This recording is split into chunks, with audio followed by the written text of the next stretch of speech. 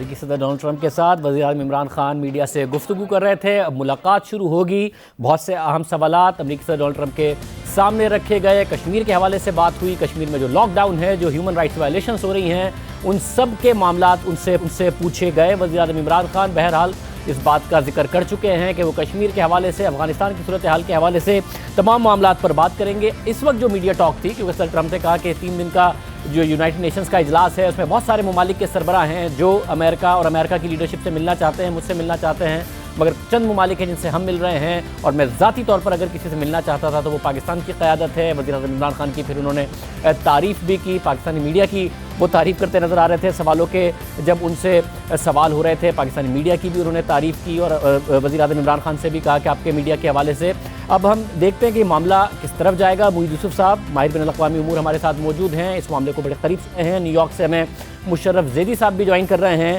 Senior تجزیہ کار ہیں. آپ دونوں کا بہت شکریہ. محیط یوسف صاحب, یہ ظاہر ہے آج 2 دن میں بہت کچھ ہوا ہے. ایک تو نریندر مودی کا جو جلسہ تھا ہیوسٹن میں, اس میں چلے گئے صدر ٹرمپ. بڑی اچھی پازیٹیو باتیں ان کی طرف سے کی گئی. وہیں پہ آرٹیکل 370 کا بھی ذکر کیا نریندر مودی نے, اور بڑی تعریفیں صدر ٹرمپ کی طرف سے کی گئی. آج وہ پاکستان کے وزیر اعظم اور پاکستان کی بہت زیادہ تعریفیں کر رہے ہیں. یہ کچھ مثبت سمجھا جائے کہ کچھ مثبت نکل سکتا ہے اس میٹنگ سے؟ شاہزیب, یہ جو آپ نے ابھی ابتدائیہ دیا ہے, اس کا متن ہے ایک شخص اور اس کا نام ہے ڈونلڈ ٹرمپ. کل ہیوسٹن میں جو ہوا وہ ہیوسٹن کے کراؤڈ کے لیے تھا, مودی صاحب کے لیے تھا, انڈین امریکن ووٹ کے لیے تھا. آج جو اس ہوٹل میں عمران خان صاحب کے ساتھ ہوگا وہ پاکستانی امریکن کراؤڈ کے لیے ہے, ان کے ووٹس کے لیے ہے, اور پرائم منسٹر عمران خان کے لیے. دیکھیے, بنیادی طور پہ ڈونلڈ ٹرمپ صاحب ساری زندگی بزنس ڈیلز کرتے رہے ہیں اس بنیاد پہ کہ جہاں جو فائدہ نظر آئے اس کے ساتھ مل کے کام ہوگا. ڈیموکریٹس کو پیسے دیتے تھے, ریپبلکنس کو دیتے تھے. ایک کٹ تھروٹ کمپٹیشن میں بزنس انوائرمنٹ میں رہنے والے یہ شخص ہیں, اور وہی فارمولا اپنی صدارت میں بھی اپنا رہے ہیں. تو یہ کل سے میں سن رہا ہوں میڈیا پہ واویلا مچا ہوا ہے کہ تباہی ہو گئی, کشمیر چلا گیا, ہیوسٹن میں کیا ہو گیا, وغیرہ وغیرہ. دیکھیے, جب میں خود آئینی شاہد ہوں اس کا, واشنگٹن میں کیپٹل 1 ارینا میں جب عمران خان صاحب نے 20,000 لوگ جمع کیے تو واشنگٹن جو ہے وہ کہہ رہا تھا کہ جی یہ تو ہو ہی نہیں سکتا واشنگٹن میں. آج ہیوسٹن میں 50,000 ہے تو ہم نے سر جھکایا ہوا ہے. اس کا کوئی مطلب نہیں ہے. دیکھیے, جو اقوام متحدہ کے اجلاس میں پہنچنے سے پہلے صورتحال تھی وہی اب ہے. ہندوستان کی سرزرش جتنی ہوئی ہے اگست 5 کے بعد, بہت عرصے سے وسطی ممالک میں نہیں ہوئی تھی. ہاں, مفادات کی جہاں بات آتی ہے, اگر آپ اب یہ کہیں کہ ٹرمپ صاحب ابھی نکلیں گے اور کہیں گے کہ میں ہندوستان کو, مودی صاحب کو کان سے پکڑ کے ابھی لاتا ہوں اور بات کراتا ہوں, ایسا نہیں ہوگا. اگر آپ یہ کہیں کہ عمران خان صاحب اور ٹرمپ صاحب یہ ایگری کر لیں گے کہ کشمیریوں کے انسانی حقوق پہ ان کا جو ہے ان کے آنسو نکلتے ہیں ٹرمپ صاحب کے, اور وہ جو کچھ کر سکتے ہیں کریں گے, ایسا بھی نہیں ہے. ہمیں اپنی لڑائی لڑنی ہے سفارتکاری سے, قانونی پہلو سامنے رکھ کے اور مورل ہائی گراؤنڈ لے کے, اور وہ پاکستان 5 اگست سے کر رہا ہے. یہ جنگ نہ تو 5 دن کی ہے, نہ 10 کی, نہ ماہ کی, یہ بہت سے مہینوں چلنے والی ہے. لیکن میں آپ کو یہ بات وثوق سے کہہ سکتا ہوں کہ کل بھی ٹھیک ہے مودی صاحب نے 370 کہا تو تمام کراؤڈ چیخیں مار رہا تھا, وہ اس کراؤڈ کی بدقسمتی سے عکاسی کرتا ہے, اور ان کے ذہن کی وہ اس بات کی تصدیق نہیں کرتا کہ امریکہ نے ہندوستان کو کہہ دیا کہ بس اب آپ جو مرضی کریں. اگر ٹرمپ صاحب یہ چاہیں بھی کہ وہ مودی کو یہ کہیں, ابھی آپ جس دن یہاں سے کرفیو ہٹے گا کشمیر کا, جب وہاں ریزسٹنس شروع ہوگی, جو کہ ہوگی, جو حالات وہاں بنیں گے, جو ہندوستان سگنل کر رہا ہے کہ 5-10 ہزار, اجیت دوال خود یہ بات کر رہا ہے کہ تھوڑے ادھر 200-400-500 مسلمان کوئی بات نہیں, مر گئے تو کچھ نہیں ہوگا, شہید ہو گئے کیا فرق پڑے گا. جب یہ معاملہ ہوگا تو آنکھیں بند نہیں رہیں گی. تو ہمیں تھوڑا سا پیشنٹ رہنا ہے. آج میں آپ کے میڈیا پہ دیکھ رہا تھا اور مجھے کہنا پڑ گیا کہیں پہ کہ یہ جتنے مہمان اور اینکر آپ کے ہیں ان کو ایسا کریں کہ پروگرام کے بعد ٹینک پہ بٹھائیں اور دوسری طرف بھیج دیں, تاکہ جو رہی صحیح کسر ہے وہ بھی ہماری پوری ہو جائے. تو تھوڑا سا تحمل سے ہمیں کام لینا ہے. کوئی زلزلہ نہیں آیا ہیوسٹن میں, وہی ہوا ہے جو واشنگٹن میں ہوا تھا جب عمران خان صاحب گئے تھے. وہی تقریر ہم نے کرنی ہے 27 تاریخ کو جو پہلے کرنی تھی, اور دنیا کو یہ باور کرانا ہے. لگ بھگ کو 50 ملاقاتیں عمران خان صاحب وزیر خارجہ کی ملا کے, جہاں تک مجھے معلوم ہے, ہر ایک کو 2 باتیں کہنی ہیں کہ انسانی حقوق پہ آپ اگر کچھ بھی نہیں کرنا چاہتے تو کم از کم شرمندہ ہی ہو جائیں, اور دوسرا یہ کہ آپ یہ تیاری رکھیں کہ سیلف ڈٹرمنیشن پہ کشمیری چپ نہیں رہے گا. جب یہ کرفیو ہٹے گا جو وہاں ہوگا پھر ہمیں نہ اس پہ بلیم کریں, پھر خود وہاں حالات دیکھیں. ویسے پاکستان کو ساری دنیا کہتی ہے کہ جی یہاں سے دہشت گرد جاتے ہیں, یہ وہ کہاں گئے وہ؟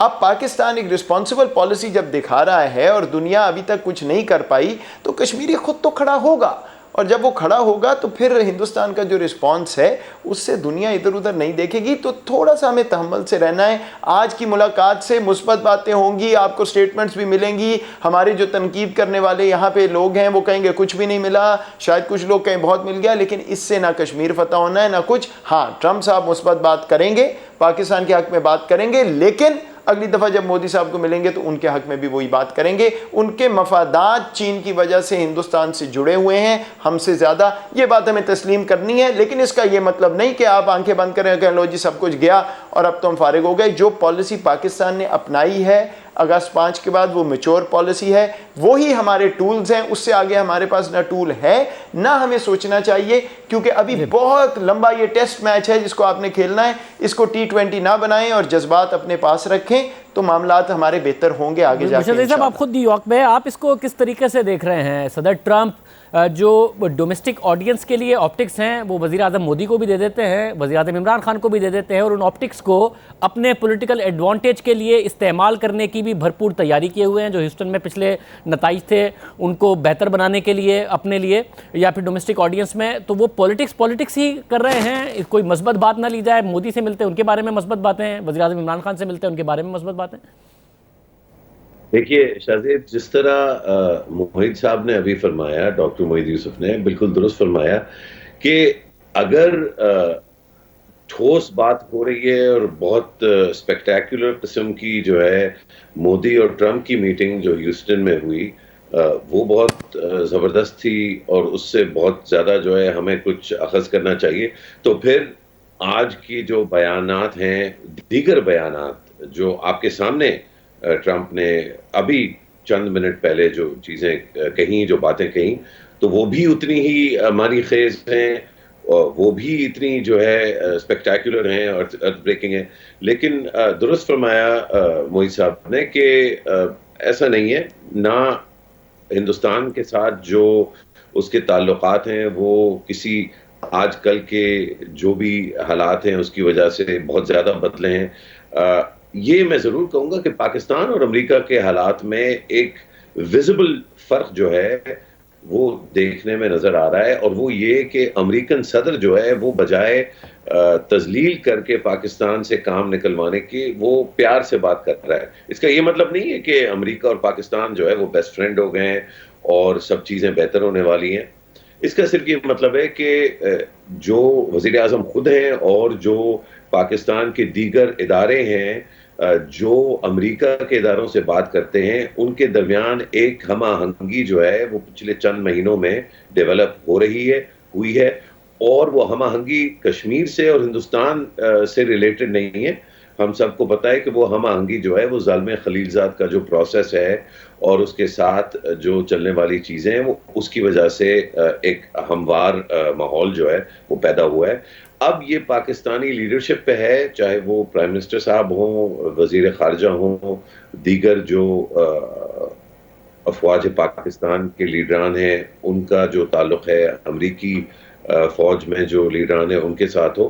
اب یہ پاکستانیوں کا کام ہے کہ وہ جو ایک ماحول بہتر ہوا ہے افغانستان طالبان ٹاکس کے سلسلے کے ساتھ چلتے ہوئے, تو اس ماحول کو دیکھتے ہوئے وہ کون کون سے ایسپیکٹس ہیں جس پہ امریکہ کو سمجھایا جا سکتا ہے, اور میں سمجھتا ہوں کہ یہ ایک مگر یہ جو ڈونلڈ ٹرمپ کی اپنی ظاہر ایک فطرت بھی ہے, وہ جس طریقے سے آپریٹ کرتے ہیں وہ انپریسیڈنٹڈ بھی ہے.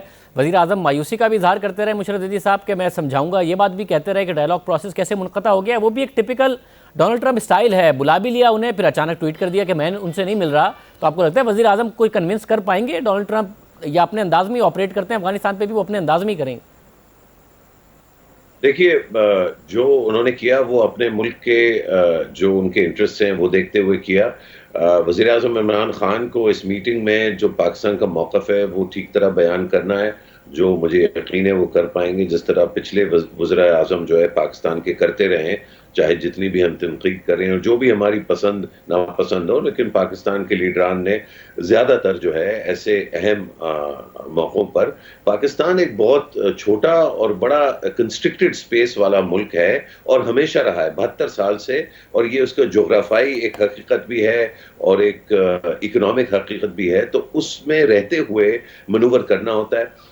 اب یہ جو منورنگ ہے اس میں جیسے آپ نے کہا کہ عمران خان کا ان کے ساتھ جو انٹریکشن ہے وہ بھی بہت اہم ہے، لیکن جیسے میں نے پہلے بھی کہا، میں پھر سے اس پہ زور دینا بڑا ضروری ہے کہ جو سسٹم وائڈ جو ایشوز ہیں، یعنی کہ فوج کے اندر، انٹیلیجنس سروسز کے اندر، فورن سروس کے اندر، اور پھر جو کمرشل اور ٹریڈ ریلیشن شپ ہے، یہ وہ جو اسپیکٹرم ہے اس میں ہم نے وہ چیزیں دیکھنی ہیں جہاں پر امریکہ کے ساتھ یہ جو ہموار ماحول بنا ہے ڈونلڈ ٹرمپ کے اور عمران خان کے درمیان، اس ہموار ماحول کو اس کا کس طرح سے مکمل طور پہ ایڈوانٹیج لیا جا سکتا ہے۔ میں محیط صاحب آپ کیا سمجھتے ہیں، کیونکہ وزیر اعظم پاکستان میں بھی یہ کہہ کے گئے تھے کہ میں جا کے بات کروں گا ٹرمپ سے، یہ جو افغانستان کے حوالے سے ہوا مایوس ہیں، پھر نیو یارک میں بھی بات کرتے ہوئے انہوں نے کہا کہ یہ بڑی مایوسی ہے اور میں صدر ٹرمپ سے اس حوالے سے بات کروں گا۔ آپ کو لگتا ہے کوئی فرق اس تھاٹ پروسیس پہ ڈال سکتے ہیں جو ڈونلڈ ٹرمپ کا اپنا ہے اور وہ ایسا ہے کہ پتہ ہی نہیں چلتا وہ کیا ہے؟ شاہ زیب دیکھیں، اس ملاقات کا جو اس وقت جاری ہے، دو بیسک اس کے مقصد ہیں۔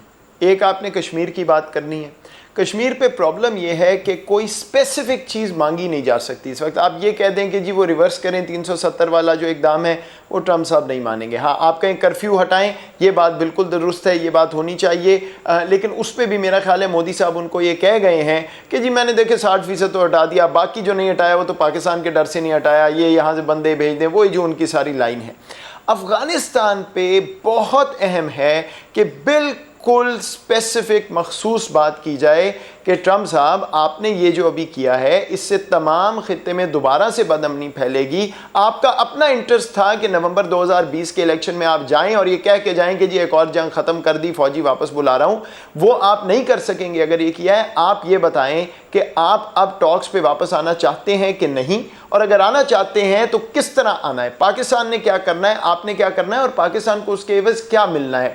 دیکھیے ٹرمپ صاحب نے جو اقدام اٹھایا ہے نا، یہ مزاج سے تھوڑا بڑھ کے ہے۔ ہوا کیا، انہوں نے ساری ڈیل شیل کا شور ڈالا، انہوں نے ستمبر تک کہا ظالم خلیلزاد کو مجھے ڈیل چاہیے، وہ ڈیل لے آئے، لیکن وہ ڈیل ایسی تھی جس پہ ٹرمپ کے اپنے حلیفوں نے، اس میں لنزی گرام، اس میں پرانے سفیر امریکہ کے افغانستان کے، انہوں نے ان کی سرزرش لان تان شروع کر دی کہ جی یہ تو ڈاکیومنٹ آف سرنڈر بن جائے گا۔ ٹرمپ صاحب پہلے تو کھڑے رہے، پھر ان کو سمجھ آئی کہ نہیں بھائی یہ تو سیاسی پس منظر میں بھی میری بات نہیں بنتی، اس لیے اس کو یہاں پہ ختم کرو، تو وہ ایک اٹیک ہوا اس کی بنا پر، انہوں نے کہا جی ختم۔ لیکن جو حقیقت ہے وہ چینج نہیں ہوئی کہ ٹرمپ صاحب چاہتے ہیں کہ 2020 نومبر کے انتخابات سے پہلے وہ افغانستان پہ کوئی اپنے ملک کو یہ کہیں جی میں فوجی واپس آ رہا ہوں، کم کر رہا ہوں، کچھ بھی کر رہا ہوں، تو وہ واپس آنا چاہتے ہیں، طالبان واپس آنا چاہیں گے، اور پاکستان کا تو بہرحال مفاد اس میں ہے۔ صرف دو ایسے کیمپ تھے جو چاہتے تھے کہ یہ معاملہ رک جائے۔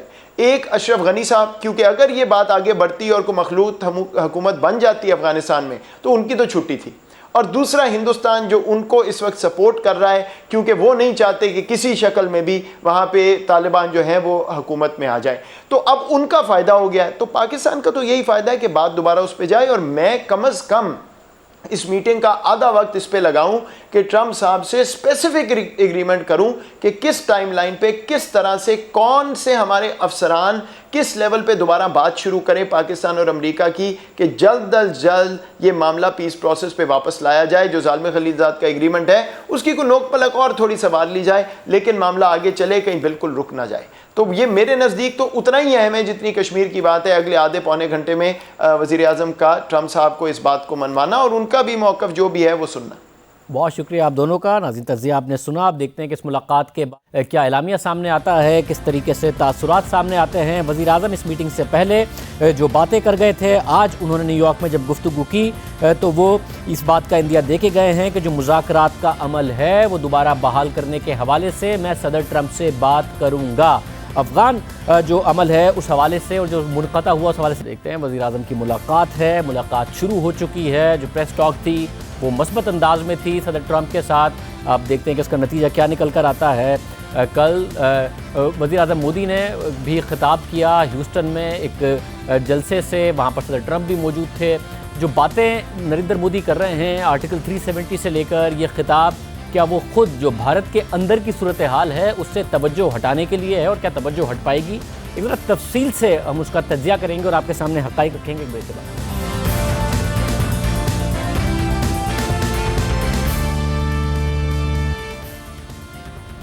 भारत में नरेंद्र मोदी पर दबाव बढ़ रहा है क्योंकि मुल्क की मुआशी हालात ठीक नहीं है। बेरोजगारी 45 साल की बुलंद तरीन सतह पर है। बड़ी बड़ी इंडस्ट्रीज बहरान का शिकार हो गई हैं और मुआशी तरक्की में तेजी से कमी आई है। भारतीय माहिरीन हालिया सूरत हाल को 70 साल की बदतरीन सूरत हाल करार दे रहे हैं, मगर भारतीय वज़ीर आज़म मुल्क के अंदर इसी दबाव को छुपाने के लिए मुल्क से बाहर रैलियां निकाल रहे हैं। आर्टिकल 370 की आड़ में इस वक्त तवज्जो हटाने की कोशिश कर रहे हैं। मुल्क की मईशत पर बात करने की बजाय आर्टिकल 370 का 370 का सहारा लेकर फेस सेविंग कर रहे हैं। इस वक्त भारत में सूरत हाल ये है कि भारतीय वज़ीर आज़म नरेंद्र मोदी की पॉलिसियों की वजह से मईशत सुस्त रवि का शिकार है। उन पर तनकीद हो रही है, मैन्युफैक्चरिंग मुतासिर हो रही है क्योंकि मांग में कमी आ रही है, जिसकी वजह से प्रोडक्शन मुतासिर है, बेरोजगारी बढ़ रही है। भारतीय माहिरीन मईशत का इत्तफाक है कि भारतीय मईशत सुस्त रवि का शिकार हो चुकी है। हुकूमत के दावे कुछ भी हों, इस वक्त मुआशी कारकर्दगी की हुकूमती दावों के बरक्स इस वक्त मुआशी कारकर्दगी है।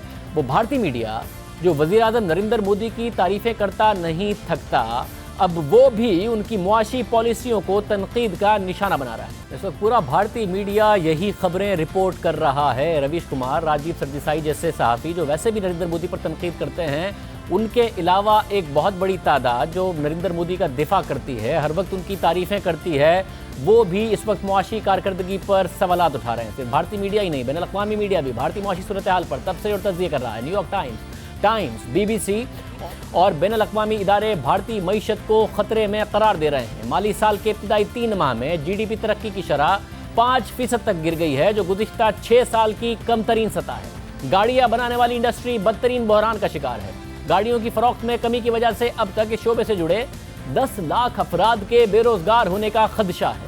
प्राइवेट सेक्टर किसी भी नए मंसूबे में सरमायाकारी नहीं कर रहा।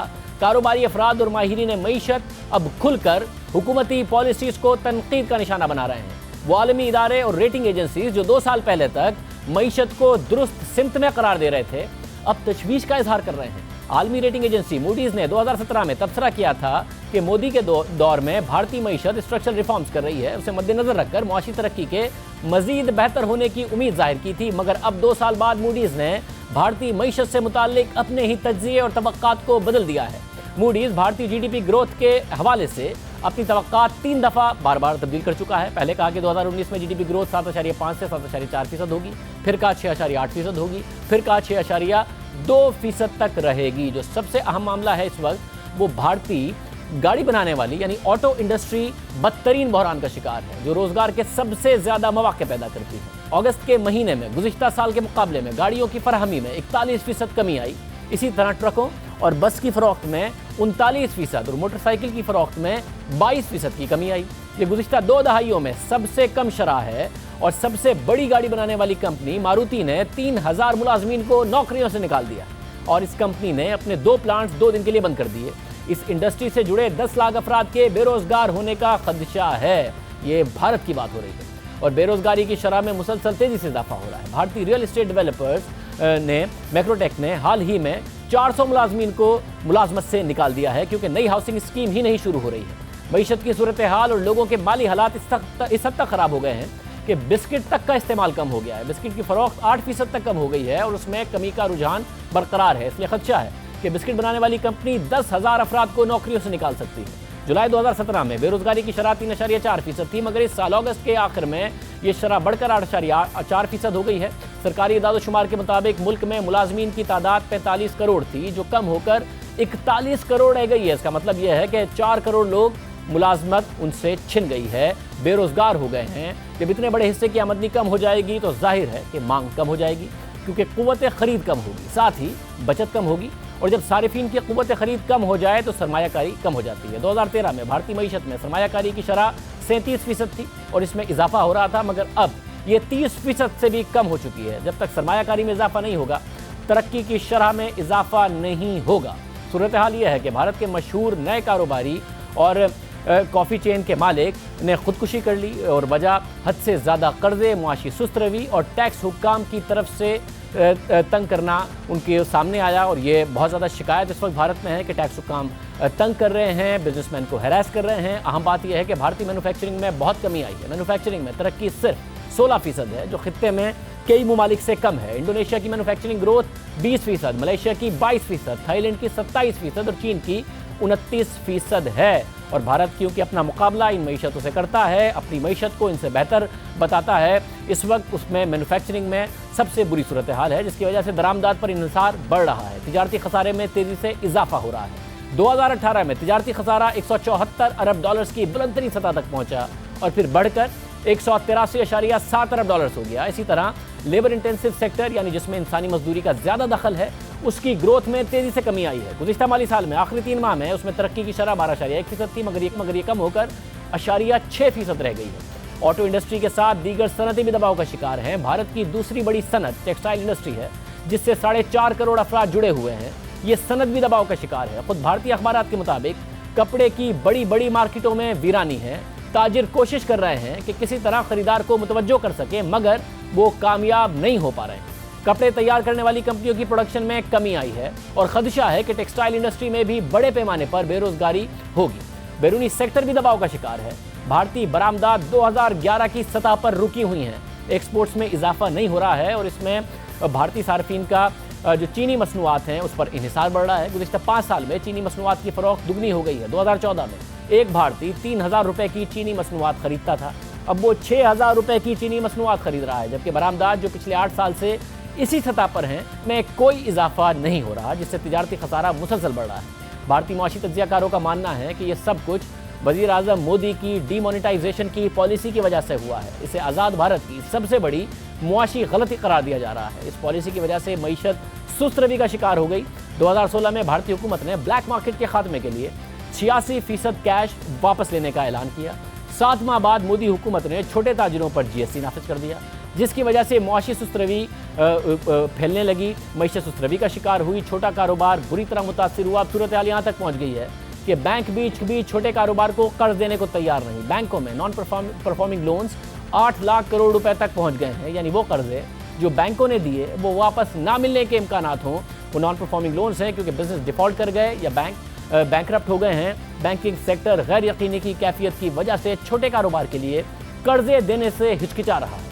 بھارتی اداروں کے اعداد و شمار کے مطابق ڈسپوزیبل انکم میں کمی آئی ہے۔ 2014 میں فیکس گراس نیشنل ڈسپوزیبل انکم 11.4% تھی اور 2018 میں یہ کم ہو کر 9.8% رہ گئی ہے اور 2019 میں بھی یہی شرح برقرار رہنے کا امکان ہے۔ سب سے اہم بات یہ ہے کہ بھارتی معیشت اور اعداد و شمار کو دنیا شک کی نگاہ سے دیکھ رہی ہے، کیونکہ ایک تو اعداد و شمار میں ہیرا پھیری کر کے انہیں بڑھا چڑھا کر پیش کرنے کا اسکینڈل سامنے آیا، جسے بھارت ہی نہیں دنیا کے بڑے میڈیا ہاؤسز نے رپورٹ کیا۔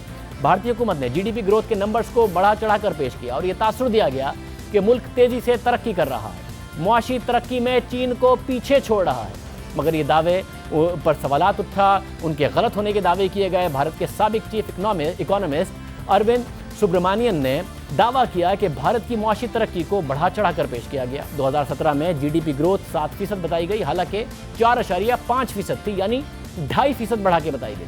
انہوں نے تحقیق کی ہے کہ ان کے مطابق کیسے بھارت نے معاشی ترقی کے اعداد و شمار کو تبدیل کیا اور GDP گروتھ کو، یعنی GDP میں ترقی کی شرح کو، معاشی ترقی کی شرح کو سالانہ 2.5% تک اضافی بتایا گیا۔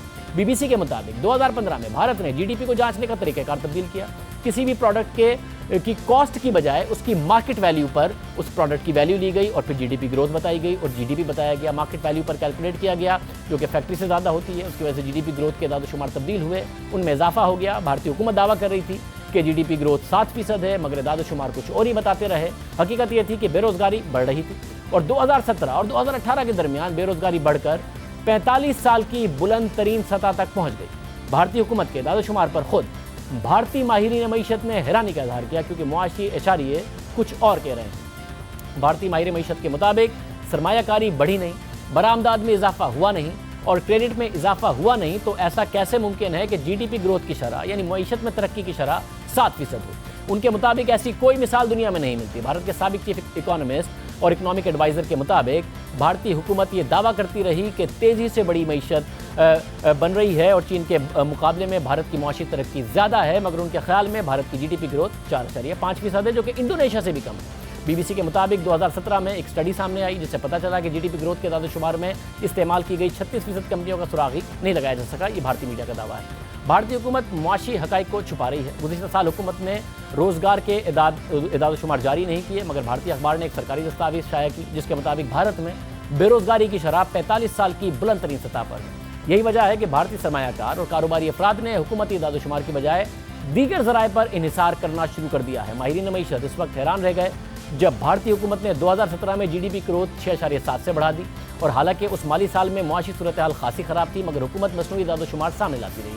अब सूरत हाल वाज़ेह हो रही है, पाकिस्तान हो या भारत, मईशत सबसे बड़ा दोनों ममालिक का चैलेंज है। मईशत बेहतर होगी तो गुर्बत कम होगी, ज़्यादा होगी बेहतर मईशत तो गुर्बत ख़त्म होगी, मुआशी हालात बेहतर होंगे और ख़ित्ते में तरक्की होगी तो खुशहाली होगी। पहले भारतीय हुकूमत ये समझने से इनकार करती रही कि मईशत मसाइल का शिकार है, जो इस हवाले से तनकीद करता उस पर तनकीद शुरू हो जाती, उसे मुल्क दुश्मन करार दिया जाता। सच बोलने पर मुल्क मुखालिफ होने का दावा तो वैसे भी अब भारत में रिवाज बन गया है, और अब ये साबित हो रहा है कि आप अगर अवाम को सच नहीं बताने देंगे तो बाद में अवाम को और बड़े मसाइल पता चलेंगे। अवाम को सच नहीं बताने की दिया गया तो अब अवाम को पता चल रहा है कि मईशत की सूरत हाल कितनी बड़ी है। अब जुम्मे को खुद भारतीय हुकूमत ने मुआशी मसाइल को तस्लीम किया, अपना गियर एकदम बदला। 2 महीने पहले जो भारतीय हुकूमत हर चीज़ पर टैक्स लगा रही थी, उसने कॉर्पोरेट टैक्स 35% से कम कर 25% कर दिया ताकि सरमायाकारों को रिलीफ मिले, मईशत की गिरती हुई सूरत हाल में बेहतरी हो। एक सबक ये भी है कि आप तनकीद करने वालों के कदम और उनकी ज़बान पर कितनी ही पाबंदियाँ लगा दें, अवाम की तवज्जो हटाने के लिए नई नई खबरें पैदा कर दें, मीडिया को मना कर दें कि वो मनफी खबरें ना चलाए और दिखावे के लिए मस्बत बातें करें, तो उससे बात बनती नहीं है। मुल्क से बाहर बड़े बड़े जलसे कर लें, आप अवाम की तवज्जो मईशत से नहीं हटा सकते, क्योंकि अवाम बुरी और अच्छी मईशत के नताइज महज खबरों से नहीं सुनते, रोज़मर्रा ज़िंदगी में अपने ऊपर होने वाले असरात जो उन पर होते हैं उससे देखते हैं। एक अहम बात यह है कि बैरून मुल्क मुक़ीम शहरी जो वहाँ की जमहूरियत, आज़ादी, इजहार राय और तमाम जमहूरी इक़दार के फ़ायदे उठाते हैं, वो अपने मुल्क में फ़ाशिस्ट हुक्मरानों को सपोर्ट करते हैं, उन्हें मसीहा मानते हैं। ख़ुद अपने मुल्क में जहाँ पर वो रहते हैं बैरून मुल्क, वहाँ जमहूरी इक़दार के मज़े लेते हैं, मगर जहाँ से वो आए हैं उस मुल्क में जमहूरी इक़दार पर कदगनों पर खुश होते हैं। खुद मगरबी ममालिक में बैठ कर उस सब के मज़े लेते हैं। यहाँ तक कि 49 दिनों से कश्मीर में कर्फ्यू है, हर किस्म की पाबंदी है। नरेंद्र मोदी ने आर्टिकल 370 का जिक्र किया तो वहाँ पर मौजूद भारतीय शहरियों ने उन्हें भरपूर दाद दी, भरपूर शोर मचाया, भरपूर अंदाज में अपना दोहरा मयार दिखाया। ये हाल है बैरून मुल्क मुक़ीम शहरियों का, जो वहाँ के 2 मज़े ले रहे हैं, आज़ादी इज़हार राय के, आज़ादाना अदालती निज़ाम के, ज़बरदस्त जमहूरियत के मज़े ले रहे हैं। मगर मकबूजा कश्मीर में जो क्रैक डाउन है, जिस तरीके से लोगों को ना बोलने की आज़ादी है ना निकलने की आज़ादी है, उस पर जब वज़ीर आज़म मोदी जिक्र कर रहे हैं तो खुशी में शोर मचा रहे हैं, ये दोहरा मयार दिखा रहे हैं। आज के प्रोग्राम में इतना ही। आज के पानी मुलाकात होगी। अल्लाह।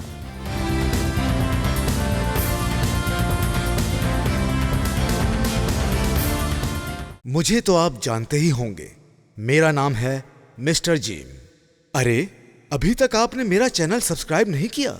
अरे भाई फौरन सब्सक्राइब बटन पे क्लिक करके मेरा चैनल सब्सक्राइब करें, और हाँ, बेल आइकन पर लाजमी क्लिक करें ताकि आपको मेरी आने वाली तमाम वीडियोस की अपडेट मिलती रहे।